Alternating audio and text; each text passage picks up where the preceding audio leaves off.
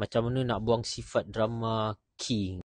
Okay, kalau sifat ni sifat orang lain yang drama king, kita tak mampu nak ubah sifat orang.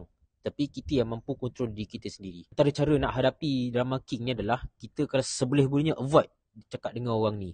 Mungkin kadang drama king ni dia provoke kita. Alah kecut tak nak jumpa. Tak payah layan dia. Sebenarnya dia nak attention je. Kita tak payah layan attention dia. Nanti dia tak dapat attention. Nanti dia stop being drama king. Kedua, ni contoh lah. Dah tak boleh elak jumpa drama king kan. Especially kerja ke, dalam kerja berpasukan ke. Kita stay true dengan prinsip kita dan integriti kita. Kadang-kadang drama king ni dia suka buat salah. Aku dah banyak buat macam ni, buat tu, buat malu kan. Kita stay kat prinsip kita. Kita tengok, dia kadang buat macam tu untuk bagi kita kesian kat dia. Tapi perlu ke kesian dekat dia? Melanggar integriti tak? Melanggar prinsip tak? Kalau langgar, tak perlu layan dia punya play victim apa semua. So itu apa yang saya boleh cakap lah. Sebenarnya drama king ni banyak sifat-sifat dia. Tapi ni salah satu lah.